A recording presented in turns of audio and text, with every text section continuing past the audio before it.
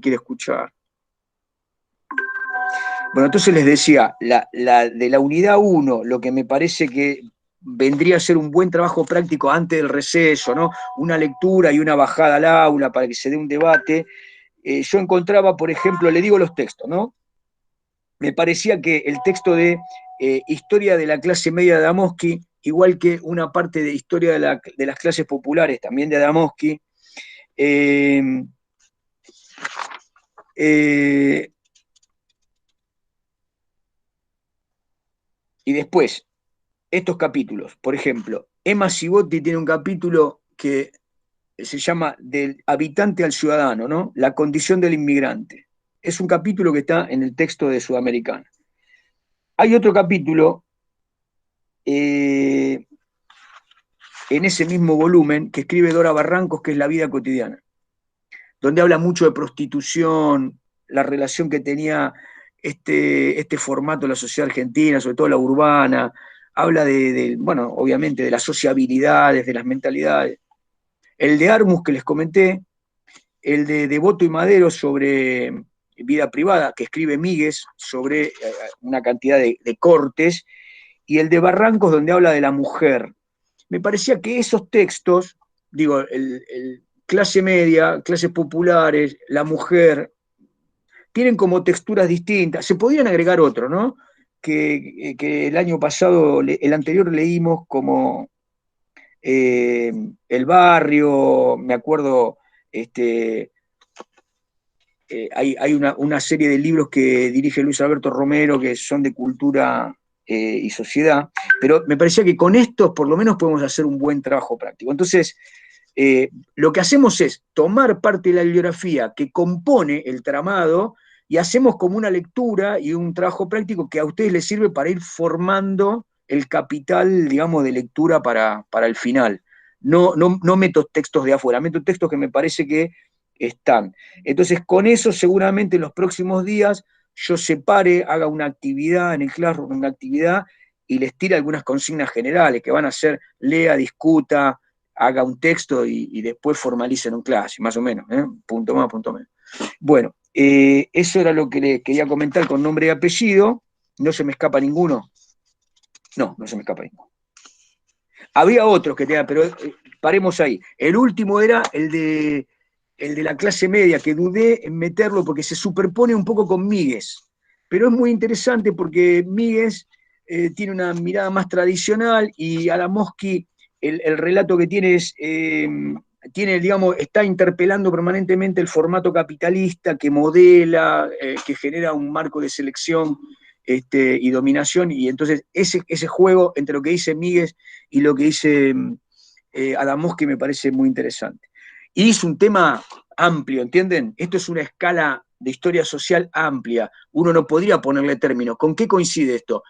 Y empieza cuando empiezan a venir los inmigrantes, se forma la clase obrera, aparece claramente multitudes que reclaman en un sentido y aparece una formalización por el otro de estos sectores asociados a la vida urbana, con una búsqueda de prestigio, de educación, con empleos que tienen otro calado, y aparece esto que llamamos clase media. Entonces, digo, ¿cuándo termina eso? Y la verdad es que Adamowski dice, la verdad es que la consolidación de la clase media se puede pensar en los años 40, pero se empieza a ver este proceso de jerarquización creciendo a partir del centenario, los años 20, con una mayor aceleración.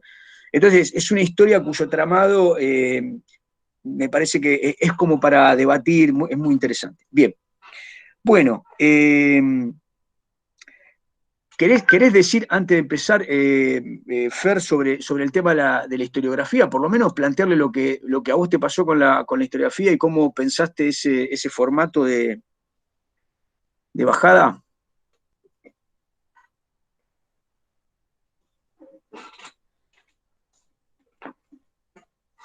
Creo que no está, creo que hace un... Me parece que no Bueno, está, Juan, ¿eh? se los digo yo. Eh, Matías me comentó y María Inés me comentaron que bueno, que no lo trabajan como lo trabajaba Cristina Mantegari antes, que en cuarto ustedes no van a ver un recorte de historia corrientes y escuelas de la historiografía nacional, que es lo que más nos interesa, ¿no? A nosotros. Entonces, que lo habían visto con Matías. Matías me dijo que habían trabajado en parte con este manual, que es el más portentoso, Devoto Pagano, Historia de la Historiografía Argentina. Bueno, acá está en buena medida, digamos, lo fundamental. Después hay algunos recorridos que son un poco más marginales, que ellos lo mencionan, pero que no van al fondo, ¿no? Como puede ser la historia militante, la historia de partidos, ¿no? La historia que se acerca a la difusión, o que en todo caso tenemos que mencionar como historia, ya les digo, historia de batalla, dicen algunos, historia militante. Bueno,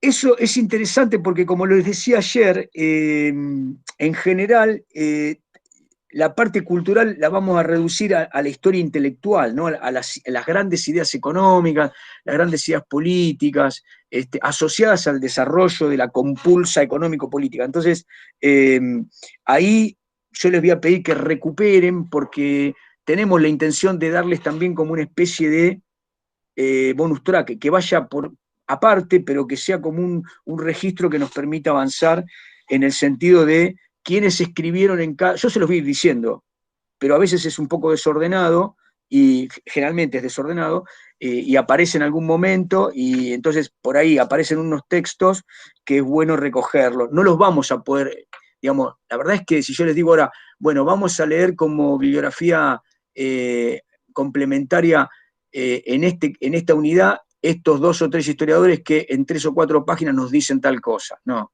Lo que vamos a hacer es leer algunos documentos. Yo les voy a pedir que leamos algunos documentos en algún momento de un programa, porque son material de época que son determinantes, ¿no? Pero no con lo otro. Entonces, bueno, ahí recuperen. ¿Se acuerdan qué capítulos trabajaron o no se acuerdan? ¿No? Ayer me dijeron algo, pero si me dijeron algo concreto me olvidé. Hasta el 6. Del 1 al 6. ¿Los 6 capítulos trabajaron? ¿El libro completo? Bien. Bien. Bueno, vamos con esto de base, entonces. Bien. Listo. Bueno, muy bien. ¿Algo que haya quedado pendiente ayer? ¿No? Bueno, les cuento, los que yo les colgué en Classroom son un montón de videos armados siguiendo el desarrollo de la unidad 1. Ahora la vamos a retomar, pero con una velocidad mayor. Entonces, me parece que puede ser una buena ayuda. Espérenme que presentamos...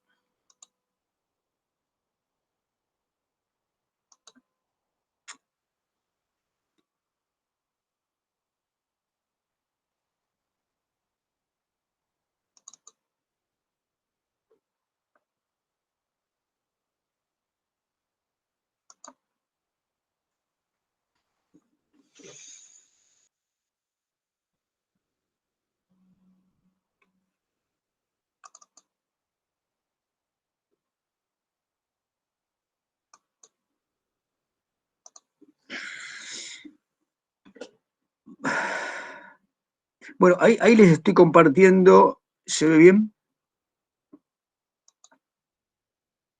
Sí, se ve perfecto. Bueno, pero esperen, vamos a empezar por una más, esperen, vamos a empezar por una más sencilla, porque hay una que les presento menos cosas. Bueno, vamos con esta. Bueno, vamos a tratar de presentar el marco general, ¿no? Entonces, acá tenemos las dos unidades, 1 y 2, 1880, 1930, es el periodo en general. Digamos, la categoría de análisis más general, bueno, de la república oligárquica a la república radical. República, para referirse a la oligarquía, en general está como medio matizado. Algunos textos hablan de régimen,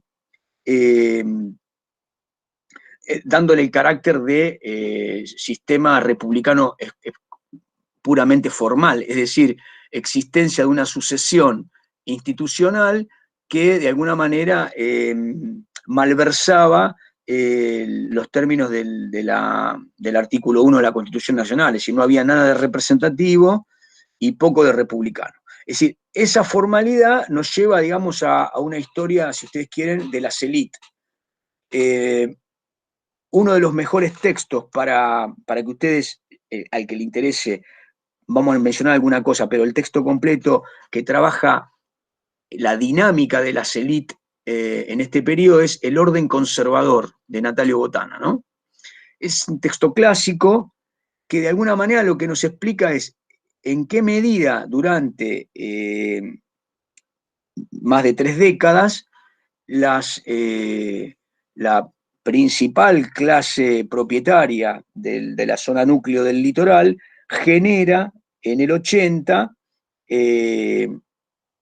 una unión, en realidad viene del interior hacia Buenos Aires, genera una unión con las suboligarquías provinciales. Entonces, el roquismo, si ustedes quieren, es esta unidad, esta coalición de oligarquía terrateniente, exportadora, ¿no?, de la zona núcleo del área pampeana, con las oligarquías del interior. En ese juego, digamos, aparece, según Natalio Botana, una cantidad de instituciones tácitas que no están previstas en la Constitución, que es una sociedad de los notables, digamos, ¿no? La sociedad de los notables implica toda una jerarquización social con un carácter bien restrictivo, en donde las dinámicas que se daban al interior de las suboligarquías provinciales determinaban un cursus honorum, digamos, ¿no? Es decir, los participantes de este sistema eran reclutados desde clubes de élite a los parlamentos, a las legislaturas provinciales. Había clanes, si había 2 o 3 clanes en cada provincia que se aseguraban, además del concurso económico de la principal renta, ese monopolio de ese circuito por el cual las suboligarquías provinciales terminaban acordando en esa asamblea de los notables la sucesión presidencial y, en todo caso, en qué medida se iba a componer el ámbito de la sucesión o el momento de traspaso del poder, ¿no? Acá hay un ítem que me parece que, digamos, más allá de que la oligarquía haya tenido un ejercicio continuo, que lo podemos llamar una era, una época, hay acá un problema cuando enseñamos, me parece, cuando enseñamos en las aulas, por lo menos este tema, como tiene cierto carácter de homogeneidad, ¿no? La duración parece invitarnos a presentar el régimen oligárquico o este dominio del roquismo o del Partido Autonomista Nacional como un periodo sine die continuo, ¿no? Es decir, había homogeneidad. Y la verdad es que en esas 3 décadas y pico, dentro de la élite hubo profundas rupturas que no eran de tal calado como para hacer que el dominio de esa oligarquía pasara a manos de otro sector. Es decir, eso recién pasa en el 16, o a partir del año 11-12 al 16. Pero en el periodo previo, es decir, entre 1880 y 1916, digamos que dentro del Partido Autonomista Nacional y de esta oligarquía y de las suboligarquías hay una cantidad de matices y una cantidad de rupturas al interior bastante interesante, ¿no? Me parece que una de las cosas que invitan a la uniformidad de tratamiento es por la jefatura de este régimen, que es de Julio Argentino Roca, digamos, ¿no? Es decir, después de los hombres del periodo heroico, llamémosle, ¿no?, el periodo de las guerras civiles, de la unidad nacional, digamos, después de los Alsina, si ustedes quieren, y de los Mitre, de los Urquiza, aparece, hay una jefatura incontrastable en Julio Argentino Roca. Esa jefatura tiene una duración que, digamos, nos hace estimar a todos que fue el jefe, aunque hubo periodos en los cuales estuvo relevado y, si ustedes quieren, más bien enfrentado por otros sectores. Está claro que Roca sostiene los dos periodos presidenciales separados por otros periodos completos, y que en esos periodos de gobierno de 6 años hay mayor estabilidad política, llamemos indicadores de gobernabilidad al interior de ese formato político, ¿no? Así que bueno, ahí hay un nivel de ruptura que a mí me parece que es necesario transmitir a los estudiantes, en el sentido de que estos liberales conservadores tuvieron al interior de ese desarrollo político una cantidad de otras estructuras de pensamiento, como el positivismo, un positivismo, diría yo, rampante, un positivismo que en un punto se convirtió en xenofobia, en darwinismo social, en uno de los extremos, y que en el otro extremo hizo una transición de ese liberalismo económico y de conservadurismo político a posiciones que las vamos a ver claramente como gérmenes del nacionalismo. Entonces, llamativamente hay una paradoja política en este periodo, que es la transición de estos liberales al nacionalismo. No digo todos, un sector importante va a ser esa transición del liberalismo al nacionalismo como una condición reactiva, de defensa ante un escenario de la inmigración que consideran amenazante para la pureza, para la salud de la nación y de la república, ¿no? Así que ahí, ahora lo vamos a presentar en la otra imagen. Bueno,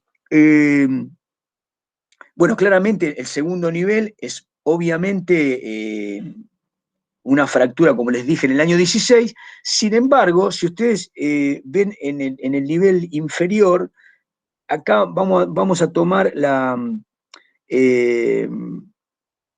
creo que esta periodización la traza Rock, pero no importa, digamos, ya que es el nombre, David Rock es uno de los autores que tomamos la bibliografía obligatoria. En su texto, que se llama, bueno, es una historia del radicalismo, pero en realidad es una historia general de la Argentina, que toma como eje el surgimiento del radicalismo, pero en la primera parte del texto, del 90 al 16, en realidad es un relato donde presenta a la oligarquía y al régimen enfrentado por este radicalismo naciente, ¿no? Bien, entonces creo que esa periodización viene por ese lado. Entonces vamos a ver un periodo fundacional, que es el primer periodo de Roca, hasta la Revolución del Parque, ¿no?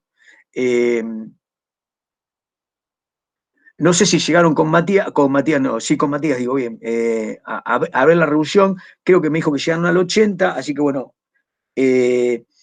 digamos, la Revolución del Parque es simbólicamente el nacimiento de la UCR, aunque de hecho no, en ese momento no era todavía UCR, ni Unión Cívica, o en todo caso era un germen de lo que va a ser después la Unión Cívica.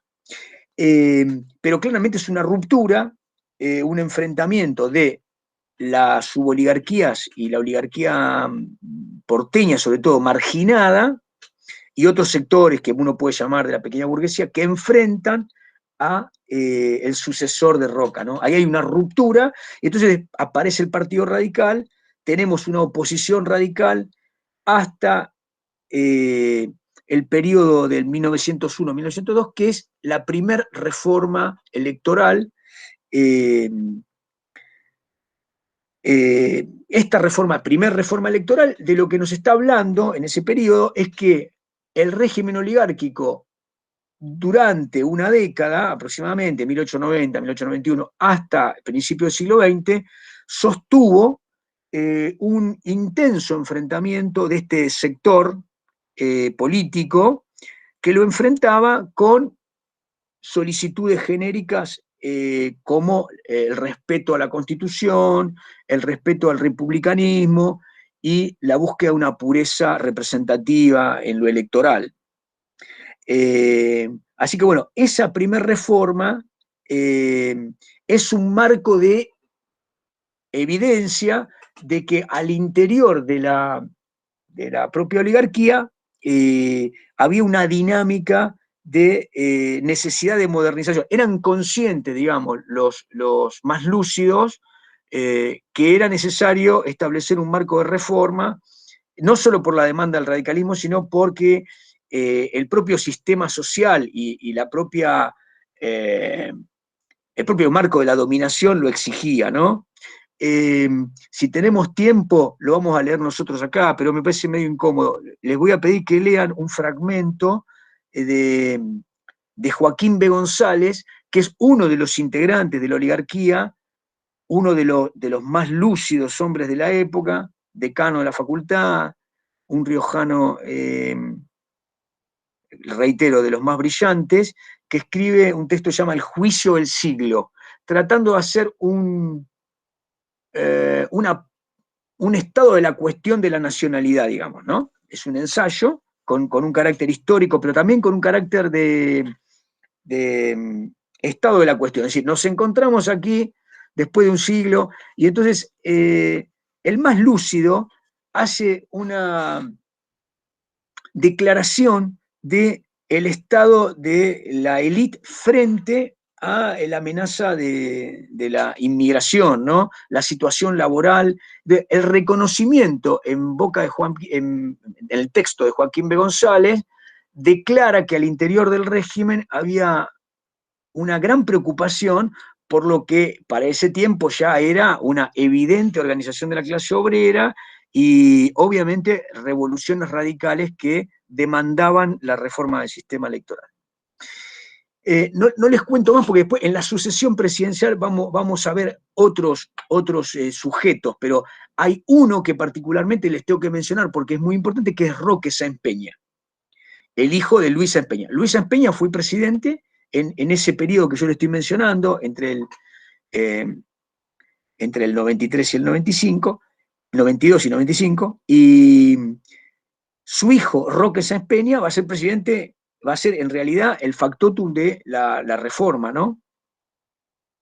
Entonces es muy importante entender que el propio Roque Sáenz Peña, ya a poco de la Revolución del Parque, formaba parte de un grupo, de la élite, de los notables, pero era fuertemente partidario, junto con otros hombres, ¿no? De la reforma del sistema electoral.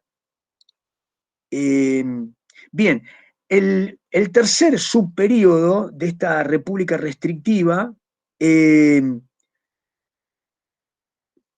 Rock la llama transición al gobierno representativo, ¿no? Porque, digamos, entre ese periodo de 1901 y la efectiva sanción de las dos leyes, la ley del padrón electoral, ¿no? y la ley del voto, en ese periodo tal vez se vive la etapa más cruenta, más tumultuosa de la relación que tiene el régimen, no solo con el radicalismo, sino con los sectores que ya, digamos, ganan en una protesta muy violenta en la vía pública, y se establece un marco de necesidad de represión que crece continuamente. Es decir, de la ley de residencia a la ley de defensa social, la ley de residencia, digamos, postulaba devolver a su país de orígenes a los revoltosos, a los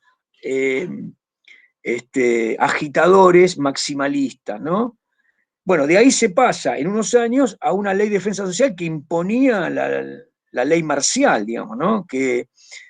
Entonces, en ese periodo, ¿qué es lo que ocurre? Bueno, aparecen otros actores, el anarquismo, el socialismo, el sindicalismo, actuando, digamos, en el sentido de la organización de los sectores obreros, el sector proletario, y como les dije recién, desde principio del siglo ganan la calle y las sucesivas represiones policiales generan un estadio de de creciente irritación en ambos sectores que va increciendo, ¿no?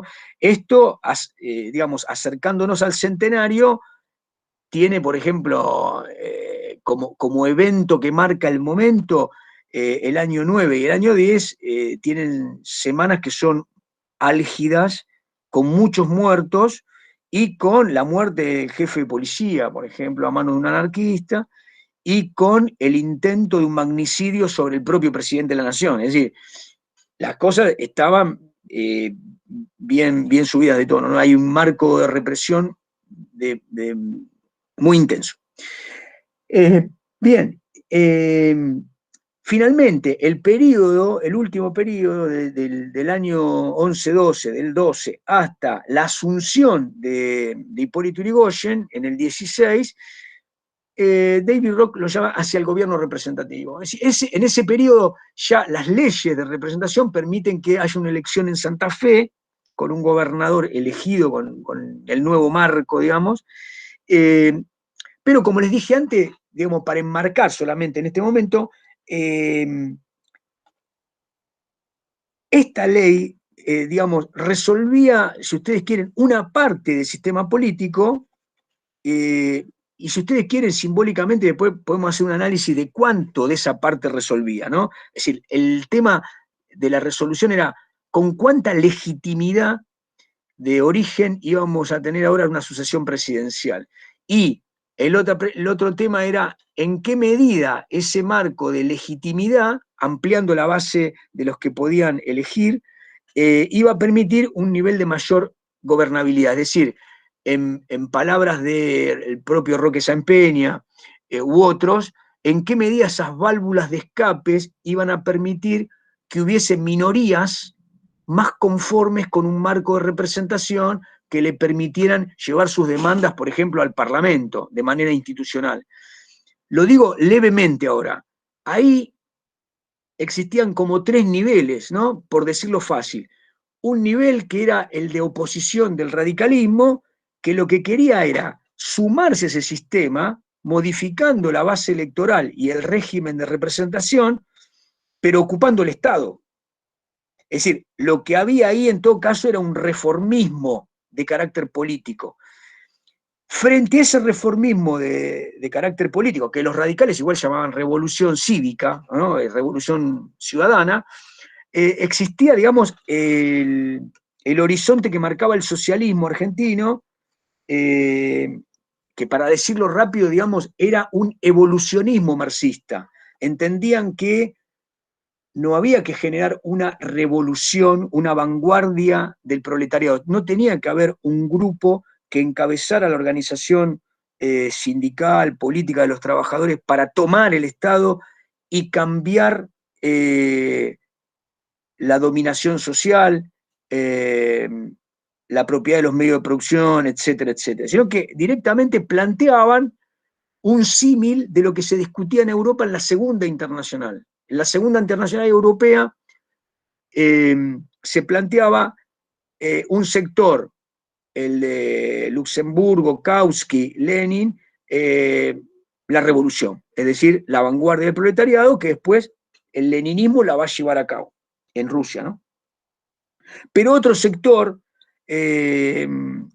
Bernstein fundamentalmente, había otros, digamos, que tenían mayor levedad, que tenían mayor cercanía con nuestros socialistas argentinos como Jean Jaurès y otros, pensaban en la reforma del Estado capitalista hacia una sociedad socialista que iban a ser de la mayoría de escaños dominado por representantes de los trabajadores, que iban a traducir esa dominación en leyes de protección del trabajo, cooperativismo, modificación de la relación que el Estado podía establecer con la burguesía, con los dominadores y demás. Bueno, entonces, ese es el socialismo argentino, ¿no? Algunos autores directamente dicen, bueno, Juan B. Justo y sus amigos en realidad eran un liberalismo de izquierda.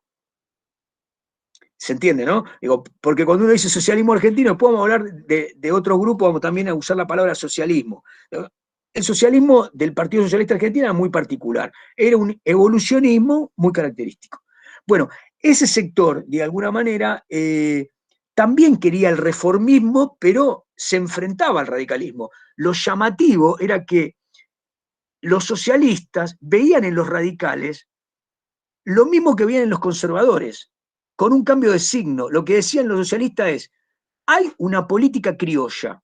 La política criolla se basa en la falta de institucionalidad, en la falta de educación de los trabajadores, en la falta de norma en el trabajo y en el condimento típico de lo que había en estas pampas, ¿no? Que lo llamaban faccionalismo, paternalismo, clientelismo. Bueno, este era el diagnóstico que hacían los socialistas y bueno, entonces enfrentaban de la misma manera a los radicales que a los conservadores. ¿Qué decían los socialistas?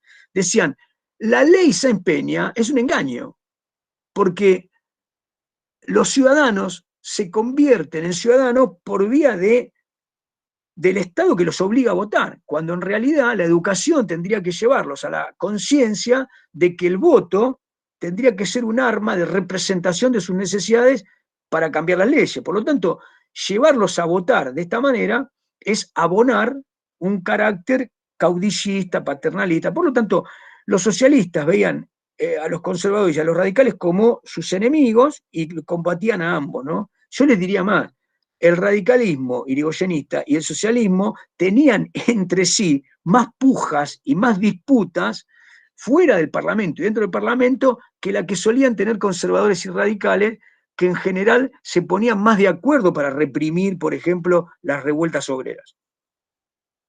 Bueno, y el último nivel, digamos, hay muchos más, pero quiero decirlo, la oposición como voz de protesta proletaria, era fundamentalmente la voz anarquista por estos años, ¿no?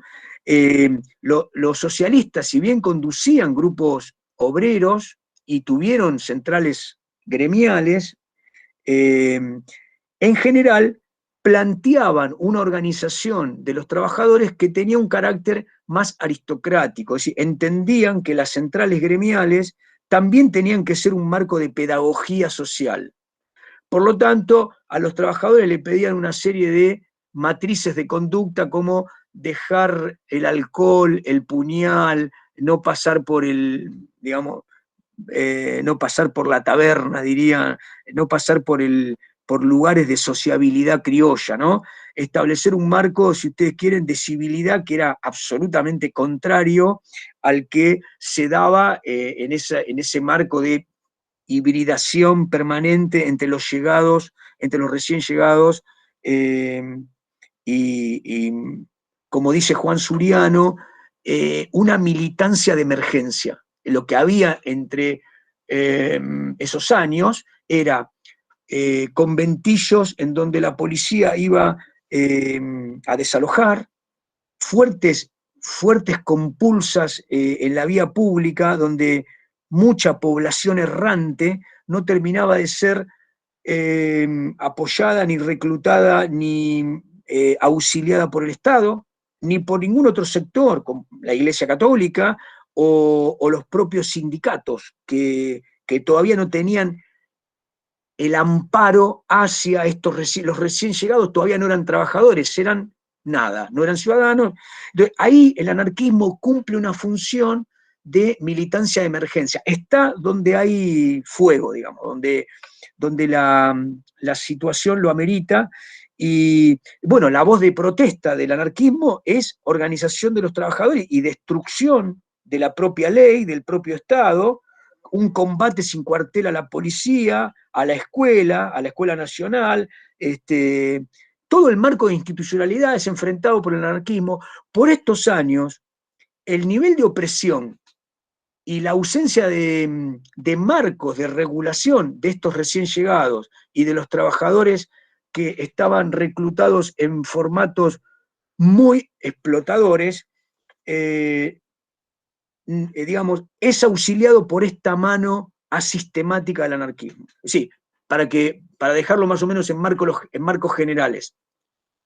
Los anarquistas proponían un asambleísmo a la vez que convocaban a estos trabajadores a comunas, es decir, tenían un pensamiento de la congregación social que era libertario, es decir, ellos creían que ningún tipo de dominación era buena. Por lo tanto, rehuían todas las jefaturas, no solamente la jefatura del Estado, de la policía, del ejército o de la escuela, rehuían de las propias jefaturas como marco de organización partidaria, pero como que no creían en los partidos, ¿cómo llamarlo esto? Una organización. Bueno, esta comunidad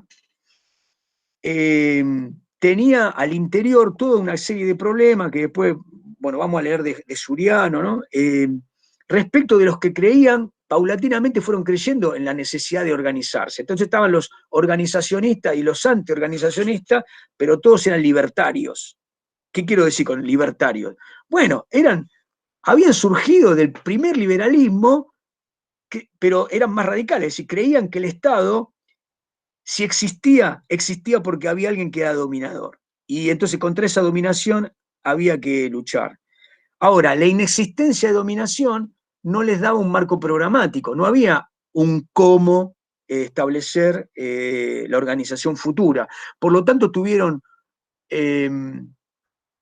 mucho éxito mientras los saldos migratorios fueron crecientes, digamos, en la medida que Buenos Aires, sobre todo Rosario, pero fundamentalmente Buenos Aires, había decenas de miles de familias que eran auxiliadas, el anarquismo fue generando estas comunas y después fue organizándose en materia sindical con sus bemoles.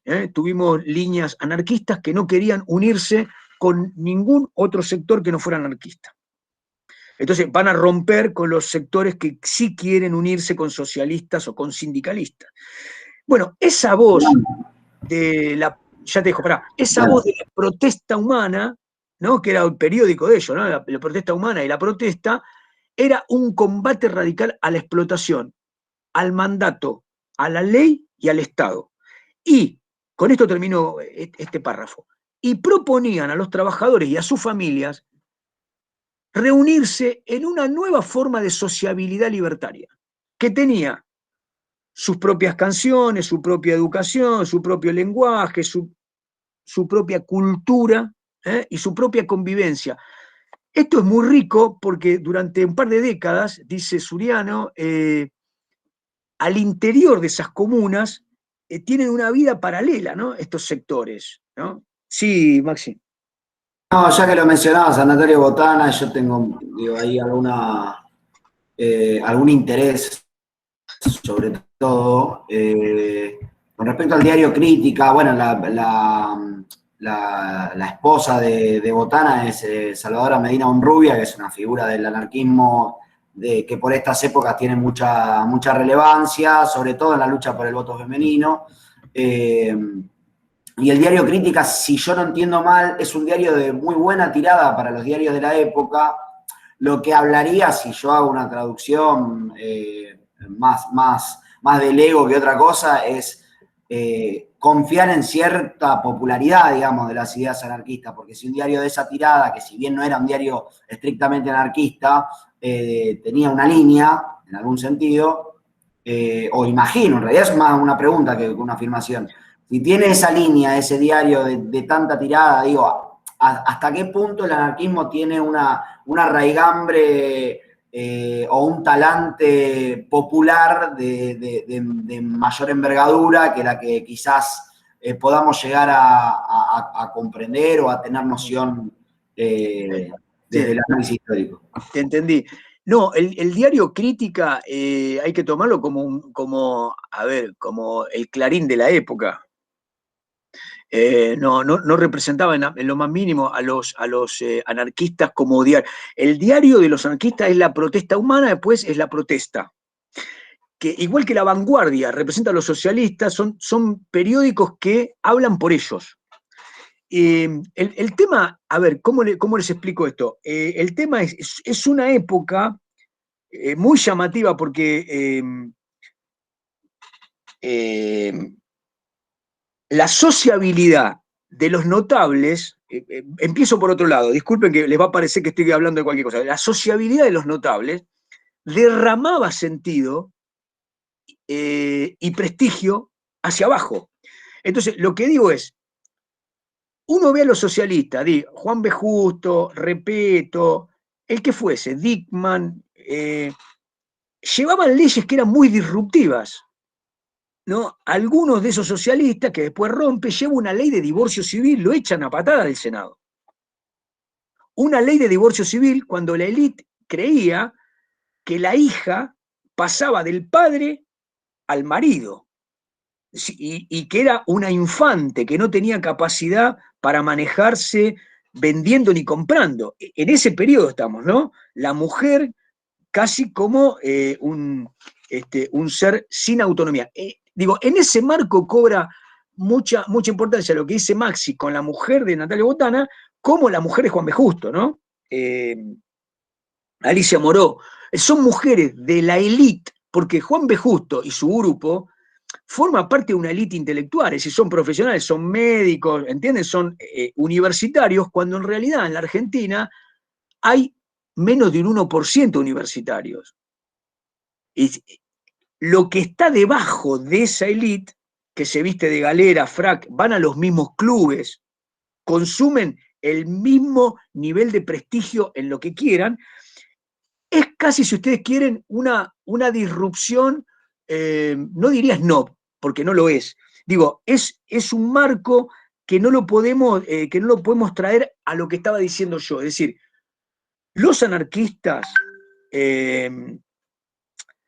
pensaban el marco de ruptura desde una sociedad que era muy hostil. Entonces, me parece que ahí el diario Crítica forma parte de otro colectivo, sí, es verdad que hay un vínculo, había integrantes de la sociedad. No, porque cuando fallece Botana, la presidenta pasa a ser Salvadora. Sí. Por eso digo, me extraña, yo tenía también esta noción del diario Crítica como una especie de Clarín de la época. De hecho, creo que hasta el logo de Crónica actualmente conserva la tipografía del diario Crítica, pero no terminaba de comprender cómo una mujer anarquista de las características muy particulares para la época de Salvadora Medina Honrubia, madre soltera, presa con Uriburu después, digo, sea presidenta de un diario que no tenga esa misma línea editorial, la misma línea editorial que su presidenta, digamos.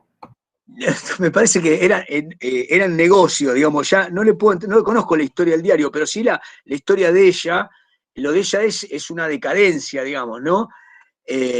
Personal, pero el diario representaba más bien a los sectores, después representó cabalmente a los sectores anti-irigoyenistas, hasta tal punto que muchos autores disponen como un factor cultural la prédica del diario Crítica contra Irigoyen.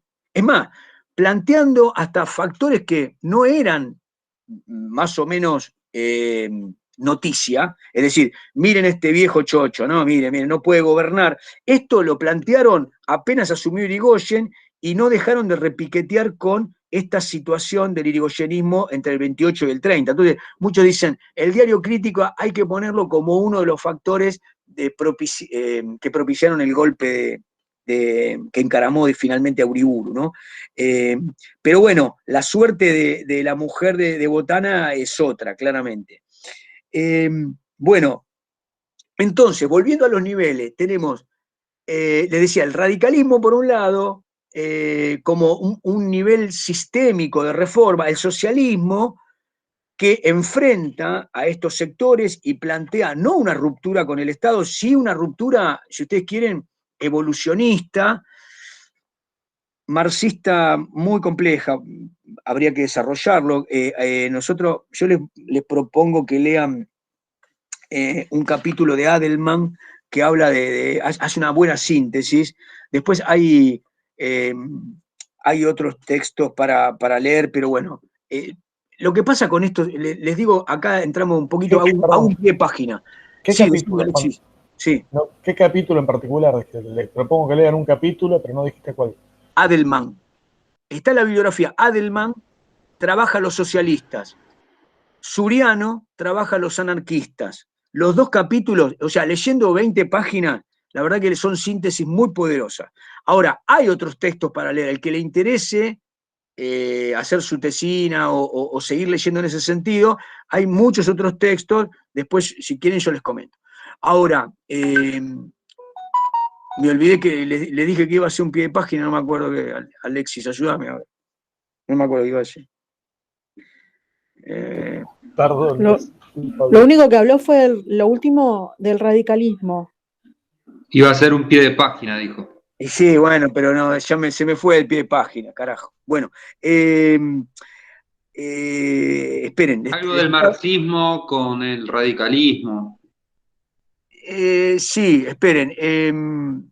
No, les iba a mencionar un texto, pero no importa. La cuestión acá es que en este punto con Fernando siempre nos debatimos, porque acá es como que hay necesariamente que hacer un puente con Mundial, porque los niatos que llegan al Río de la Plata vienen con una mochila en donde traen sus libros, pero traen su experiencia de lucha, en un marco que para Joaquín B. González es una matriz desgastada, ya es una matriz que muestra una sociedad vieja que viene disputando el marco entre liberalismo y socialismo desde 1848 o 1830, es decir, tienen casi un siglo de disputa, y estos españoles, italianos, alemanes, algunos polacos que vienen, traen esa experiencia y ese recorrido.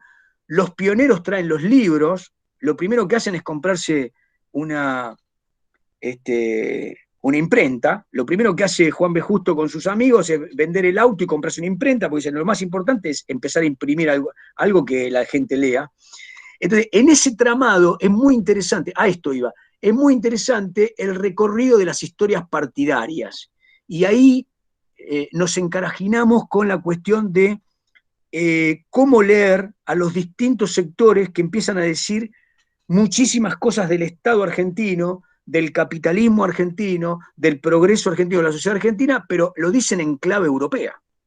Porque lo que están haciendo es traer a Lenin acá, a Kautsky acá, a Jean Jaurès acá, o a Malatesta. Digamos, todos estos intelectuales... Malatesta ya había venido, de hecho. Claro. Llegó. Vienen un par de veces, sí. Ferri, en fin. Todos los que vienen al escenario, sean socialistas o sean anarquistas, lo que vienen es a establecer un vínculo del recorrido de la lucha europea en el escenario del capitalismo argentino, que tiene claramente otro marco, ¿no? Entonces, ahí es necesario hacer un recorrido de las historias de partido. Esto les iba a decir.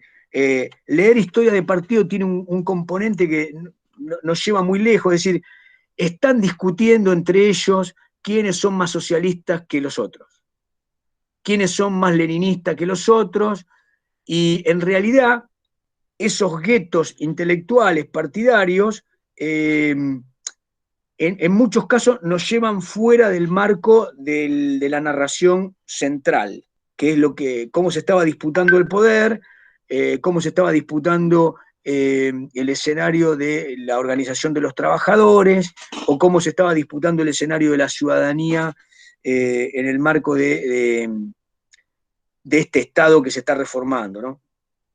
Bien, entonces, estos son los niveles. A ver, un poco, les digo, para entrar en el periodo radical comienza en el 16, termina en 1930, y, a ver, ¿cómo decirlo? La tendencia general es a enmarcar este periodo con un carácter claramente irigoyenista. ¿Por qué digo esto? Porque en realidad el irigoyenismo, como un movimiento del radicalismo, viene a ser un movimiento tardío, es una integración tardía. El radicalismo tiene en sí mismo una historia muy particular, con rupturas en el periodo de formación y con por lo menos dos liderazgos en el periodo de muerte de Alem. Entonces, si ustedes miran el periodo más formal, ven un cesarismo irigoyenista, ya el título cesarismo aclara por dónde fue el tema del formato de poder de Irigoyen, un interludio alvearista, lo que habla de un periodo que en realidad lo que hizo fue intermedio constitucional, pero que tiene un carácter propiamente fisonómico, es decir, el alvearismo fue otra cosa, a tal punto fue otra cosa que en su periodo el radicalismo se parte en dos, es decir, hay una gran ruptura en el radicalismo y entonces vamos a tener un sector irigoyenista mayoritario y un sector que lo enfrenta que se llaman antipersonalistas. Miren qué título se ponen. Se ponen UCR antipersonalista. O sea, que lo que están declarando es que el personalismo es la principal característica del radicalismo que lidera Irigoyen. Y obviamente, escuchen esto, porque es lo más interesante, ¿no? Son cosas que uno no escucha en la Argentina de hoy. El propio partido, como si fueran peronistas, digamos, que tienen dos sectores que pueden competir con la expectativa de poder ganar la elección por lo mayoritario, en el 28 se enfrenta el sector irigoyenista y el sector anti-irigoyenista, y los demás son pocos. Y el irigoyenismo gana claramente, es plebiscitado, pero los que pierden son radicales. Con esto, ¿qué les quiero decir? La Argentina tuvo un periodo donde se discutía la democracia, donde se discutía el camino a la república representativa, donde se debatían similares cuestiones que se debatieron después: el personalismo, el faccionalismo, el clientelismo, el tradicionalismo, el conservadurismo popular. Y el sector minoritario se lo endilgaba, protestaba, declamaba contra su propio partido, a tal punto que rompía e iba a elecciones contra ese sector. Para completar este escenario, ese sector que perdía las elecciones se une al sector que da el golpe y a partir de 1932 hace una alianza para gobernar los años 30, el sector antipersonalista. Bien, paremos acá. Ese es el primer nivel como para presentar. Esta es la presentación de las dos unidades.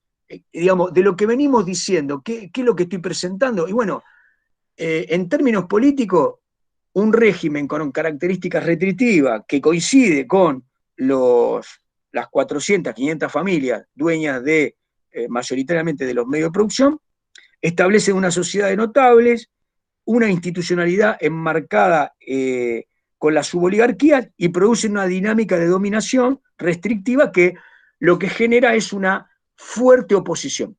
Esa oposición nace en la crisis del 90, a 10 años de comenzada la centralización del Estado con el 80, nace esta primera oposición al sistema. Y entonces lo que podemos decir es que en la unidad 1, el régimen conservador es la historia del régimen conservador y del origen del radicalismo. ¿Y qué más? Y también del origen de la organización obrera y de la protesta anticapitalista. Anarquista, socialista, y después de un sector que vamos a ver que nace entre ambos, que es el sindicalismo. ¿Te puedo hacer una pregunta, Juan? Adelante, adelante.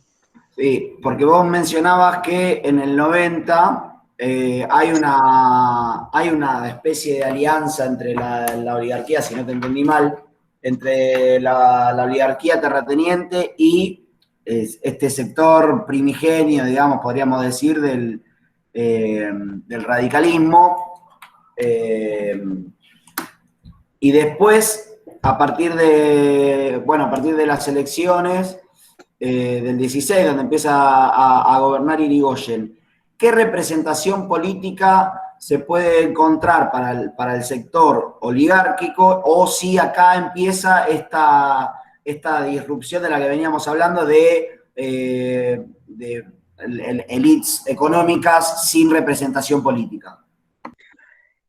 A ver si, bueno, pará, en el 90 me pareció que lo que dijiste no es lo que dije yo. A ver, Yo lo que digo es, si nosotros pensamos, disculpen que me vaya más atrás, donde se pierden, párenme todas las veces que sea, ¿qué función cumple Nicolás Avellaneda? Nicolás Avellaneda como político, gran político tucumano, ¿qué función cumple? Con Sarmiento. Terminan de unir al interior con los grupos de Buenos Aires, Alsina mediante, Adolfo Alsina, para terminar con Mitre. El gran político al que quieren cerrarle la puerta es a Mitre, y lo logran. El gestor de esto es Sarmiento con Nicolás Avellaneda. Muy bien. Eso se llamó PAN. Avellaneda, Alsina, muy bien. Mitre queda fuera. Mitre queda marginado. Su representación es la de un partido histórico, pero que más allá de Buenos Aires y de Corrientes no tiene enclave. Santiago del Estero, con Tahuada, no más. Entonces, ¿qué es lo que pasa en el 80?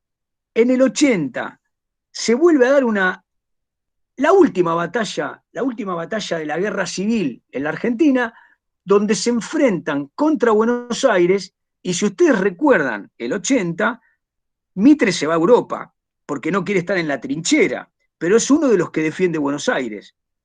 Los que atacan Buenos Aires están encabezados por Roca, es el líder de esa confederación del interior con una pata en Buenos Aires, Adolfo Alsina. Entonces, ese PAN, ¿qué es? Y son las suboligarquías del interior que se unen a parte de la oligarquía bonaerense, Alsina.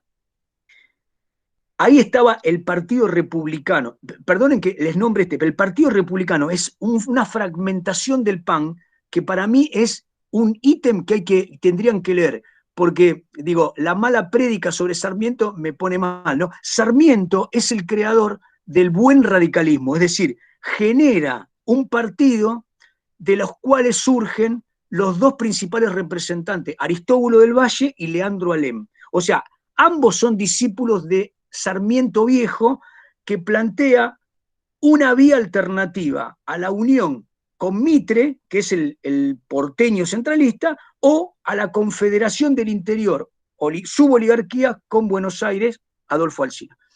Bien, entonces, ¿qué pasa en el 90, digamos? En el 80 gana Roca, muy bien. ¿Quién queda afuera? Mitre, con sus amigos, con algunos. Parte de los que quedan afuera son Aristóbulo del Valle, Leandro Alem. ¿Quiénes dan el golpe del 90 o la revolución? Alem, Aristóbulo del Valle, Mitre. No la quiero hacer fácil. Lo que estoy diciendo es, estos sectores, el mitrismo, que se llama los cívicos, ¿no?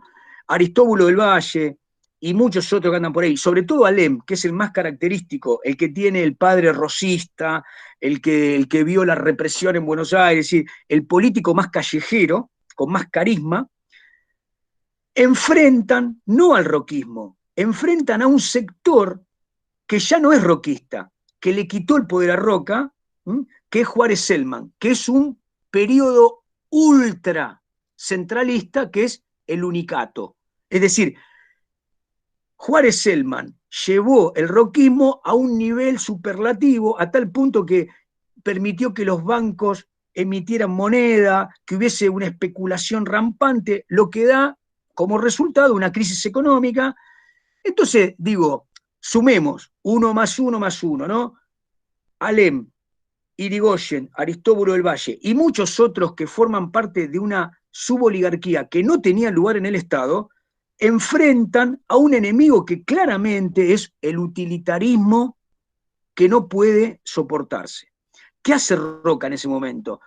Roca tiene a su concuñado que le quitó el poder, porque lo sacó de la jefatura del partido, lo que hace es esperar que las brevas maduren, que la revolución fracase, y finalmente lo que hace es sacar del poder a Juárez-Selman y evitar que los que ganaron la revolución o los que se enfrentaron a Juárez-Selman lleguen al poder, que son Mitre, Alem y Aristóbulo del Valle, entre otros. Les nombro los fundamentales.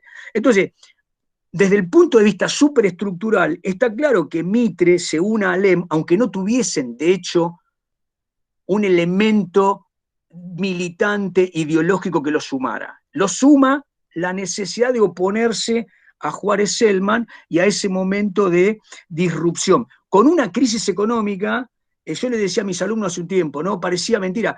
1889 se pareció bastante a 1989, ¿no?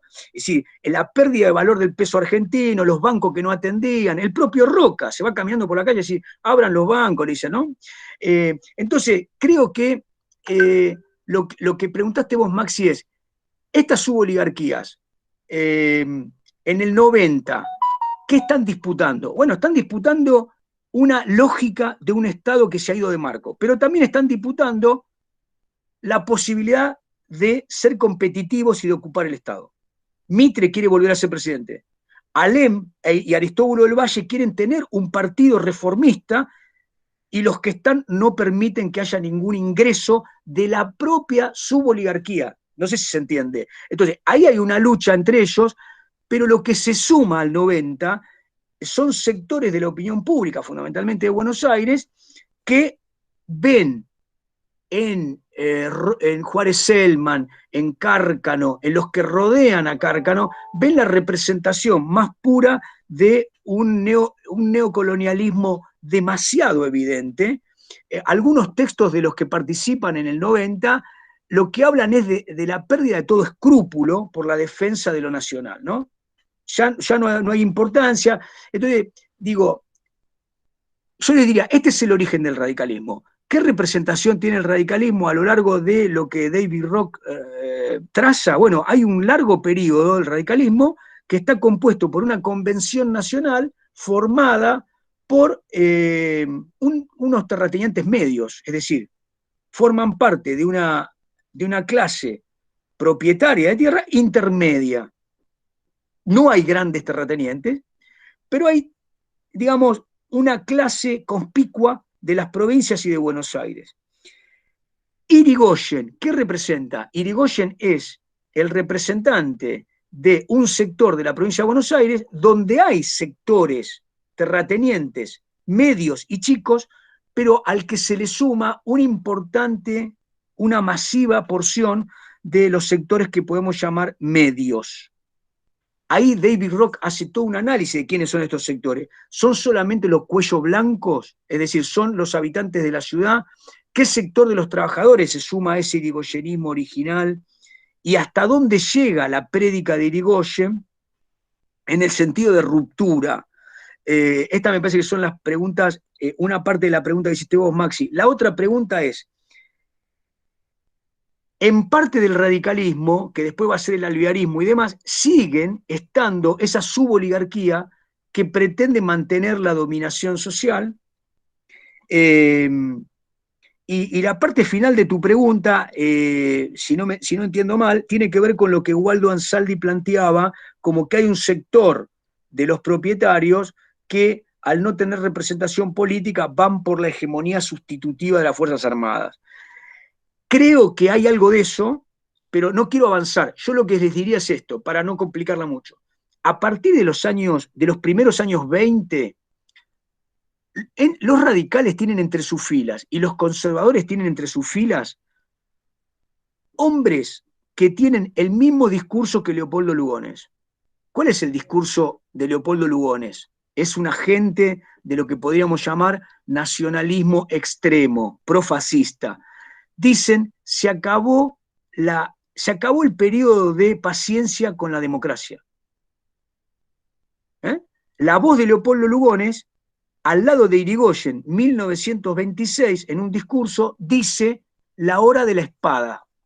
O sea que hay sectores que anticipan en los años 20 que esta democracia, escuchen bien, que pone la suerte en el número y no en la idoneidad, lo que ha hecho es degenerar a la nación argentina. Esos sectores son de la oligarquía, pertenecen a los sectores, algunos son radicales, algunos son conservadores, otros son liberales, pero ¿qué entienden todos? Que es un momento en el que hay que apostar por la defensa de la nación. Entonces, el nacionalismo es claramente un sector que aparece por el centenario y que se va fortaleciendo y que empieza a tener una voz antidemocrática. Con lo que hay que terminar es con la ley Sáenz Peña. No lo dice Félix Uriburu, lo dice Gálvez, lo dice claramente Leopoldo Lugones, lo dice de otra manera Ricardo Rojas, pero claramente el agente es don Leopoldo Lugones. Pero alrededor de él hay un montón de otros historiadores, intelectuales que después forman parte del gabinete de Uriburu y que están cerca del ejército, están cerca de la iglesia. Ese sector nacionalista representa en algún sentido a los sectores del poder, claramente, pero no diría que es tan claro. Ahí hay una opacidad. Hay por lo menos 2 o 3 sectores nacionalistas. Me gustaría tocarlo cuando llegue el momento. Creo que te respondí, Maxi, pero lo que quiero ahora es presentarles esto, porque ya que lo dije,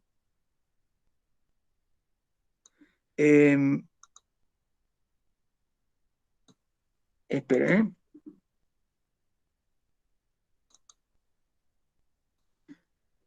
Bueno, fíjense, en esta línea que yo cambié, o sea, es la anterior, pero fíjense cuál es la novedad. Fíjense, hay una línea que está en rosa, ahí en colorcito salmón, que dice transición del liberalismo al nacionalismo. Claramente, categorías como nacionalismo, liberalismo y marxismo, desde la lógica política se oponen, son contradictorias. Sin embargo, hay una transición en la Argentina que se da de la mano de el positivismo por un lado, pero sobre todo se da en la necesidad de nacionalizar y civilizar al inmigrante. Y esto ocurre de maneras que son mucho más complejas que las de el traspaso de algún sector a un partido. El nacionalismo no va a tener un partido, ¿entienden? No va a ser un partido. Es una prédica desde la universidad, es una prédica desde la iglesia, es una prédica desde las Fuerzas Armadas, es una prédica desde los hombres que tienen mucho predicamento. Para que ustedes entiendan, les nombro un niato nada más que es muy portentoso. Manuel Carles. ¿Qué función cumplía Manuel Carles? Bueno, era un abogado, formaba parte de la élite. Bueno, y el tipo, ¿qué es lo que hace Manuel Carles? Manuel Carles organiza, ¿cómo llamarlo? Organiza una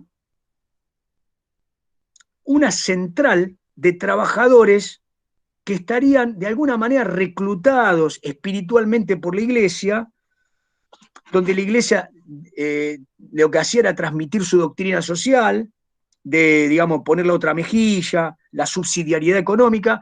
Entonces, Manuel Carles dice, vamos a tener una central de trabajadores porque a nosotros nos interesan los trabajadores, pero a los maximalistas, a los que vienen a destruir nuestra forma de convivencia, los vamos a expulsar, los vamos a reprimir, le vamos a dar batalla. ¿Qué crea? La Liga Patriótica. Digamos, ¿de qué se trataba la Liga Patriótica? Era un conjunto, una organización de hijos de la élite que lo que hacían era practicar tiro y prepararse para el enfrentamiento con los sectores obreros. En la semana trágica que ocurre durante el periodo, fíjense, que ocurre durante el periodo del gobierno irigoyenista, salen a aniquilar, fusilar por los distintos barrios, tratando de, decían ellos, de encontrar a los judíos marxistas, maximalistas o bolcheviques, porque justamente lo que pasaba con la élite por esos años, 1919, es que a partir de una huelga que había surgido en Barracas, hay una paranoia de que había algunos agentes, hay un libro de Camarero, de Hernán Camarero, que narra la historia, había algunos agentes rusos en la Argentina, pero no de un calado tal como para amenazar el equilibrio de las organizaciones obreras. Lo que había era una huelga importante en una planta de los hermanos Bacena, y eso se traslada, y en esa huelga que cobra casi un carácter barrial, muchos barrios de la ciudad, la Liga Patriótica sale a fusilar a los supuestos organizadores de... Bueno, esa llamada Semana Trágica, además de mostrarnos el horror, lo que nos viene a contar es que lo que venía como organización obrera y la tensión con el sistema de dominación social explota durante el irigoyenismo. Pero durante el irigoyenismo, un hombre como Manuel Carles podía ir a la policía o podía ir al tiro federal y practicar con sus armas tiro, sin que la policía lo molestara, ni que nadie lo parara en la calle a sacarle las armas. Y el otro objetivo de la Liga Patriótica, ¿cuál era? Reclutar trabajadores que eran llevados a las plantas para romper la huelga. Cuando había una huelga y había trabajadores que, digamos, vigilaban que se cumpliera, que hubiese pureza de la huelga, entonces entraban estos grandes carros con trabajadores rompehuelgas reclutados por la Liga Patriótica. Bien, ¿a qué iba con esto? Manuel Carles es un interventor del radicalismo. El radicalismo lo va a convocar a don Manuel Carles para que vaya a ocupar la intervención de algunas provincias que durante el irigoyenismo fueron muchas, casi la mayoría. Con esto, ¿qué les quiero decir? Que me parece que, digamos, no le tratemos de buscar una claridad a todo el periodo. Yo estoy tratando de presentar la unidad, ¿verdad? Bien, es cierto que parte de la representación que va al golpe se puede empezar a buscar en este nacionalismo, así también como en algunos sectores que rompen con Irigoyen y que van al radicalismo antipersonalista.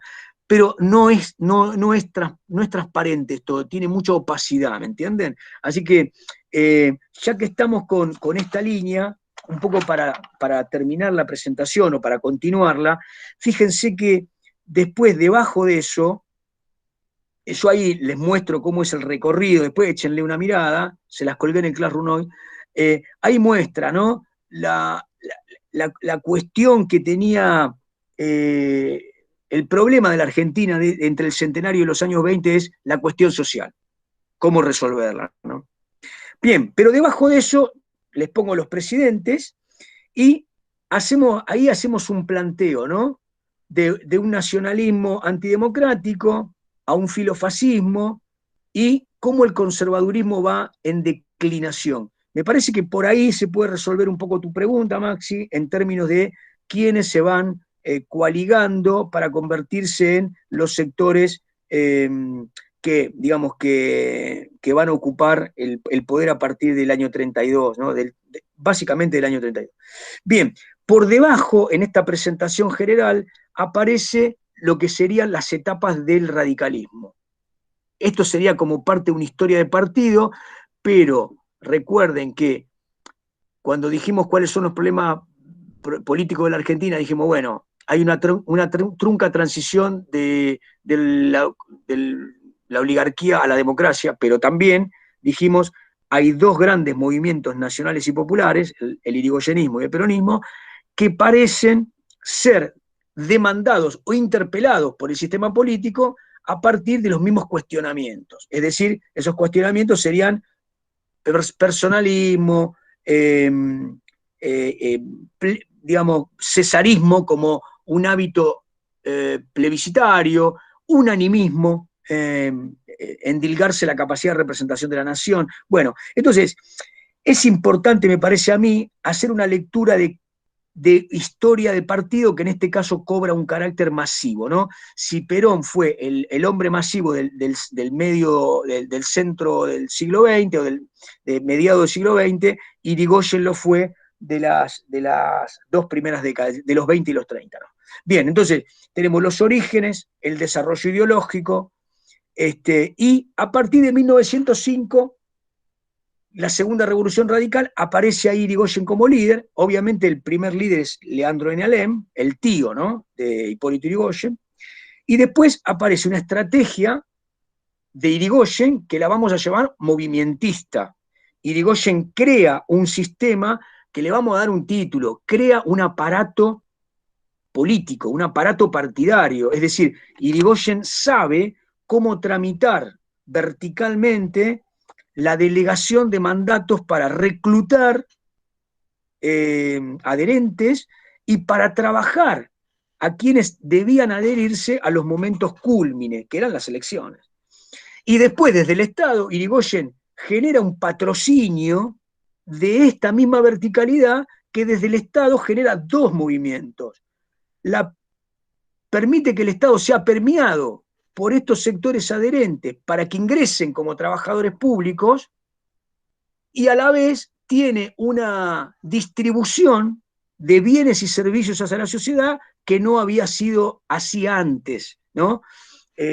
Cobra un carácter más general, lo que se puede llamar el pan radical, la carne radical, es decir, ese formato de primer clientelismo masivo. Bueno, y por último, en la red, fíjense que la parte final, en las dos redes, tomo una periodización de un texto que es bastante sintético, que escriben Zenén González y Fabián Bosoer, que es una historia del sindicalismo argentino. Y ellos proponen que hay un largo periodo que llaman sindicalismo de combate, ¿no? Anarquismo, socialismo y sindicalismo de combate. Se están organizando, pero son reprimidos, las organizaciones siempre tienen una vanguardia que ocupa el escenario público. Juan, disculpa, sí. ¿podés bajar un poquito así se ve la línea de lo que estás hablando? Para un cacho, ahí voy. Gracias.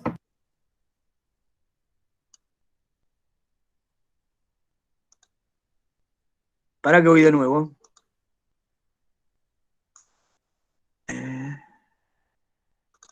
Profe, perdón, por ahí queda mal, pero son 10 menos 5 ya más o menos. ¿Vamos a hacer hasta las 10? ¿O? No, ya me voy. Qué manera elegante decirme me tenés podrido. Muy bien. Muy no, bien. es que No, tengo que ir pará, a comer. Dos palabras. Es más, yo quería terminar antes. Ahí se ve, che. Bueno, ¿ahí está? Ahí se ve. Sí, un poquito más abajo, capaz, pero sí. Se ve, profe. Yo veo. Ahí estamos. Bueno, escuchen, lo que les decía, dos líneas como para que quede presentado. Igual, péguenle una mirada, están en el claro las dos, ¿no? Entonces, el sindicalismo de combate, ¿cuándo termina? En el 22. ¿Qué termina en el 22? Bueno, las grandes represiones contra los trabajadores ocurrieron durante la primera década, de 1901-2 hasta el 10 fue salvaje, pero lo que viene después es peor. Es decir, las Fuerzas Armadas toman la represión de manera organizada. Entonces, Semana Trágica, Fuerzas Armadas, Policía y Liga Patriótica, y el último escenario sea en la Patagonia, ¿no? 1921-22, la Patagonia rebelde. Entonces, ahí, en ese periodo, un poco lo que dicen tanto Bosoer, lo dice también Torre, lo dicen otros autores, hay una declinación clara del anarquismo. ¿Por qué? Porque el anarquismo es la representación de la inmigración masiva. ¿Qué está pasando en los años 20? Cada vez hay menos llegados y cada vez es más importante, digamos, cobra más importancia los sectores que ya son hijos de inmigrantes que se suman a la posibilidad de tener voto y han sido inscriptos en un proceso que es innegable. Hay un proceso de ascenso social de los sectores que va limando la militancia del anarquismo. El anarquismo llama a combatir contra algo que los trabajadores ven como una posibilidad de ascenso. Si hay menos que llegan desarrapados, esa militancia empieza a tener menos auditores. Los auditores de esa militancia son menos. Hay una declinación. Y esta última represión termina por generar en el continente anarquista un descenso. Si los anarquistas no desaparecen, pero se convierten casi en una voz inaudible. ¿Quiénes son los que ahora están a la cabeza de las centrales? Los socialistas, que son en general secretarios generales nativos, que lo que hacen es encabezar una lucha que tiene por lo menos dos partes: reemplazar al socialismo y su evolucionismo marxista, reemplazar al marxismo, obteniendo del Estado la voz de entidad. Es decir, el Estado los empieza a recibir como una voz legítima de los trabajadores. Esto empieza con Irigoyen y continúa. Irigoyen no recibe a todos, recibe a algunos. Sebastián Marota, por ejemplo, es uno de los que Irigoyen elige. ¿Por qué elige a los sindicalistas Irigoyen? porque los principales enemigos de él, electorales, son los socialistas. Entonces los socialistas los combate, pero recibe a los sindicalistas. Bueno, los sindicalistas son los que encabezan los sindicatos a partir del 22 y que generan para todos los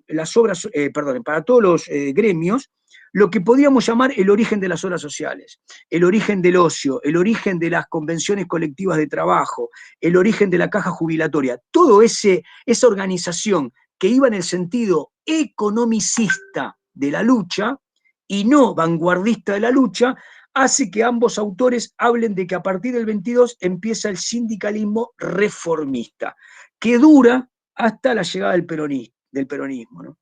O sea, ese sindicalismo es el que domina. Bueno, por debajo van a ver que hay una subdivisión, porque la verdad es que ir siguiendo la lucha de socialistas y anarquistas es un verdadero despelote.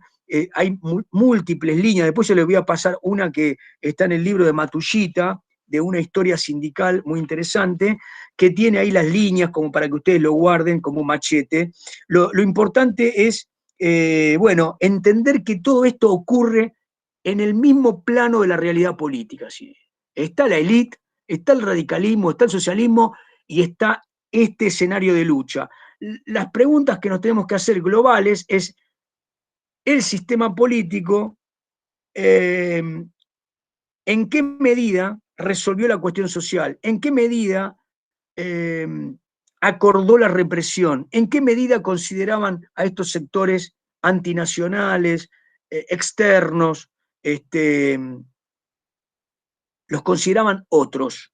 ¿En qué medida? ¿Y en qué medida el irigoyenismo absorbe, atrapa, como dice Waldo Ansaldi, hace el cachol con todos los sectores que están del conservadurismo y de los sectores nuevos, de los sectores medios, las clases medias, en fin. Bien, esto es lo muy, muy genérico. ¿Qué me faltó? Tenemos una línea con Fernando que presenta los textos de Pucciarelli y el texto de la pucha, se me fue. Ya les digo. Vamos a trabajar un capítulo económico que para mí es Fernando Rocci. Fernando Rocci, ese capítulo me parece económicamente, se va a superponer con los otros textos, pero es magnífico. Bueno, lo veremos la semana que viene. Bueno, díganme algo, nos vamos, porque la compañera se quiere ir, así que nos tenemos que ir. Son las 10, así que... Nada, que tenga buen fin de semana. Buenas noches. Nada, buen fin de semana, Juan, y a cuidarse, ¿eh? Bueno, nos cuidamos, dale. Un abrazo. Chao, chao.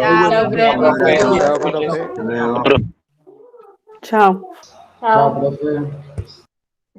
Profe, agrégueme al grupo, Romina. ¿Romina qué? Romina Gavilán. Ahí Sí, te agrego, porfa. ya mismo. Un abrazo. Dale. Chao, saludos.